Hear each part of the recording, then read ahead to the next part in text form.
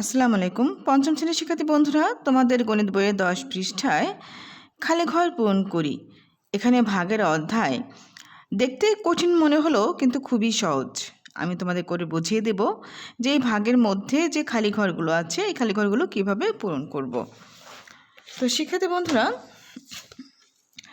আমি অঙ্কটি নিয়েছি। দেখো, এখানে 71 আছে ভাগফল, আর ভাজ্যর ঘরে কিন্তু খালি ঘর আছে এখানে একটা, আর ভাজক 139 আছে। তা ভাজক আছে, ভাগফল আছে, তো ভাজ্যতে দেখা যাচ্ছে সংখ্যা আছে কিন্তু খালি ঘরও আছে। এখানে একটা খালি ঘর, এখানে একটা খালি ঘর, খালি ঘর এবং ভাগশেষও একটা খালি ঘর আছে। এখন আমরা কিভাবে এই খালি ঘরগুলো পূরণ করব?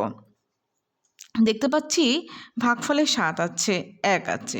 তাহলে যেহেতু ভাগফল 7 আছে, তাহলে এই 7 দিয়ে আমরা প্রথমে 139কে কী করব? গুণ করব। তাহলে গুণ করলে কত হয়? গুণ করলে দেখো, আমরা গুণ করে পাই 7 নং 63, 63 3 হাতে 6, তাহলে 3 7 21, 21 আর 6 কত? 27, 27-এর 7 হাতে কত থাকে? 2 থাকে। 7 একে 7 আর 2 কত? 9। তাহলে আমাদের এইখানে এই ঘরটায় কিন্তু 9 হচ্ছে। তাহলে 9 দিলাম। এখন এই ঘরটায় কত হবে আমরা জানি না, সেক্ষেত্রে আমরা আগে দেখি এই বিয়োগটা আগে করে দেখি।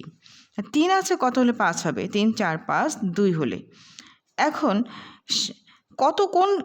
কোন সংখ্যা থেকে 7 বিয়োগ করলে, অর্থাৎ কত থেকে 7 বিয়োগ করলে আমরা 2 পাবো? তাহলে সেক্ষেত্রে আমরা দেখো 7 8 9, 9 অর্থাৎ 7 আর 2 কত? 9, 7 8 9, 9 থেকে আমরা যদি 7 বাদ দিই তাহলে আমরা 2 পাবো। তাহলে এখানে হবে 9, এখানে 9 হয়। দেখো, 9 থেকে আমরা 7 যদি বিয়োগ করি তাহলে আমাদের এখানে আমরা 2 পাচ্ছি। অর্থাৎ উপরের সংখ্যা থেকে আমরা নিচের সংখ্যাটা তো অবশ্যই বিয়োগ করবো, তাই না? এখন আমরা এই ঘরটা পূরণ করেছি, এই ঘরটা পূরণ করেছি, এই ঘরটা পূরণ করেছি। এখন এই ঘরটা আমাদের পূরণ করতে হবে। এরপরে আমাদের বিয়োগ করে আমরা পেয়েছি 22, আমরা বিয়োগ করে পেয়েছি 22 এবং এই 3টা আমরা নামিয়ে এনেছি এখানে। তাহলে নামানোর পরে আমরা কি করব? 223-এর মধ্যে আমরা ভাগ করব 139 দ্বারা।